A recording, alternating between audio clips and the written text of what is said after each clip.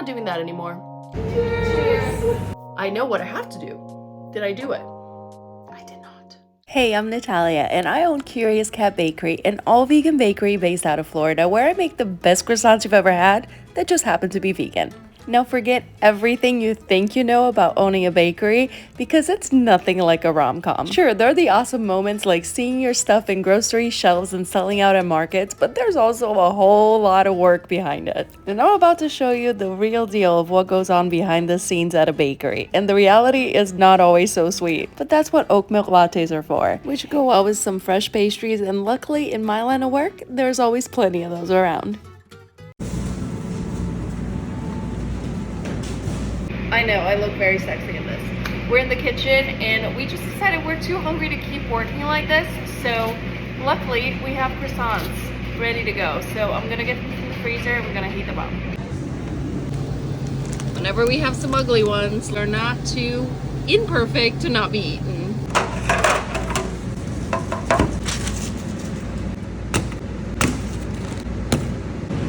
Oven's already at 350. 10 minutes. Now we wait. So ready? Reach in. I'll take the ugliest one. I was gonna cheers. You guys just got straight into it. Cheers. No, it's not. Ooh, ah, so hot. Oh my god. Croissant is I know. So definitely not pretty enough to sell, but look at this. Look at this. Still very much good enough to eat. I am so happy I could cry. The second assistant started today and she's amazing. I am so happy. You should have seen us. You should have seen us. We were a well-oiled machine on our first day. It was like the three of us were working like an assembly line. Gosh, how much faster are things gonna go with an extra pair of hands, you know? It's gonna be amazing. Today is a good day. It is 8:25 a.m. and we're done. We're done, as in like, we're done for the day. On a Thursday. What? The power of having an extra set of hands. I could cry happy tears right now. Like, no, you think I'm just gonna go home and sleep? No, now I actually have to be a CEO and do some work, but we're gonna do it together, and it's actually gonna be a little bit of fun. So let's go do that. That CEO task was a quarterly review. I just want to go over everything that happened in the first 3 months of the year and see what we accomplished. We obviously added a member to the team and we got matching shirts. We sold over 1,200 brownies, and I cannot believe I'm saying this, but over 10,000 vegan croissants, bringing our grand total to 12,000 items sold over the first 3 months. What? Out of all of those items, the chocolate croissants were the most popular. And if you're wondering just how much butter it takes to make this many croissants, it's approximately 700 pounds of butter. That's how much we went through in 3 months. I would love to tell you how many cups of coffee it took me to get through all of this, but unfortunately I lost count a long time ago. Also unaccounted for are how many times I've cried or smiled like a big goofball when I looked out at my tent on the market and just saw a line at the front.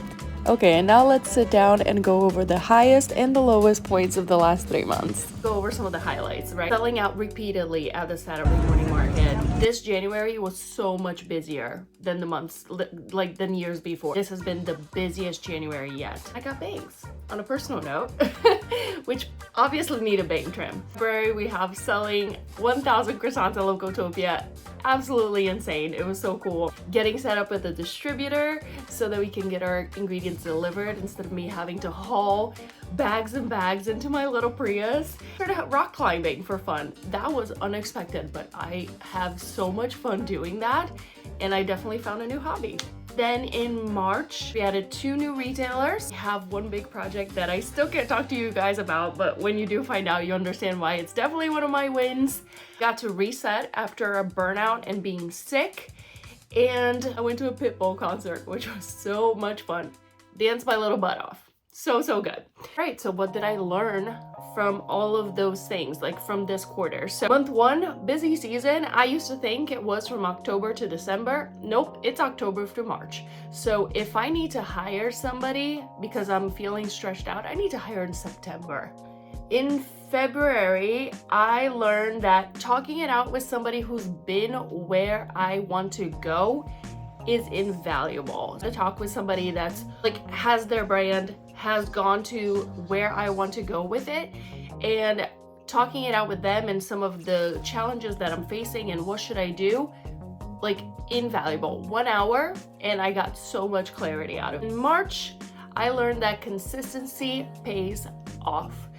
When I got sick, there were some things that I had to cancel. There were events that I couldn't go to. There were deliveries that got delayed.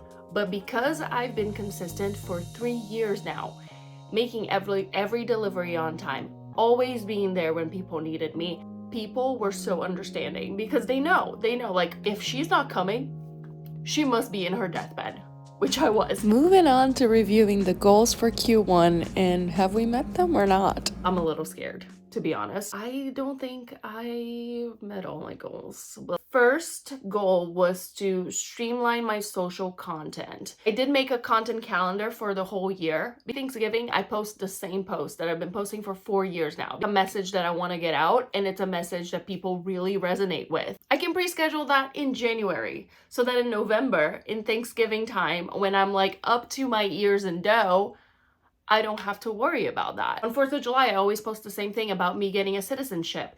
I know what I have to do. Did I do it? I did not. Second thing, serve warm croissants at events. You guys saw that I bought the grill, but then I ended up not having time to test it out. So this is gonna get pushed to Q4.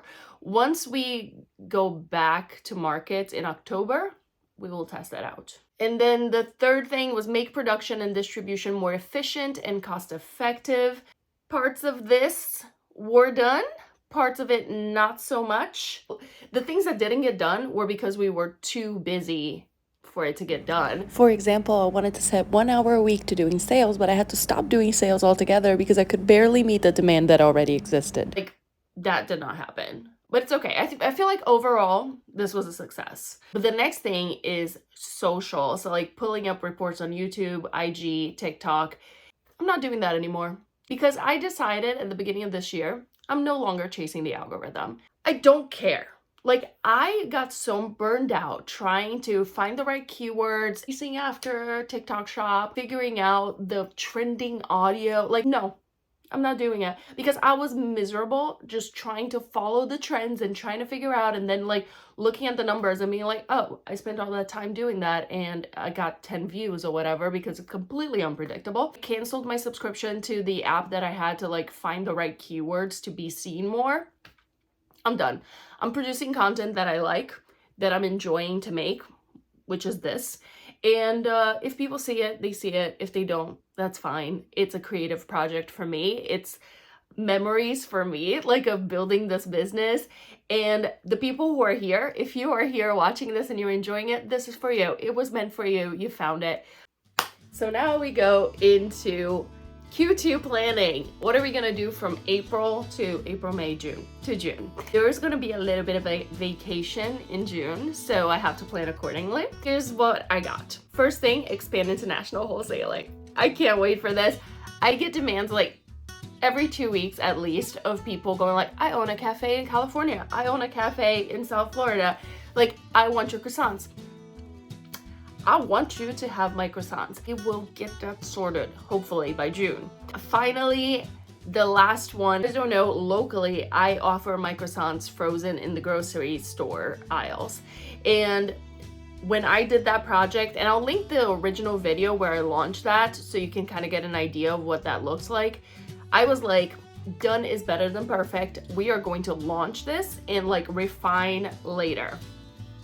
Now's the time to refine. So I need to do some research on packaging. I need to figure out who's gonna design it.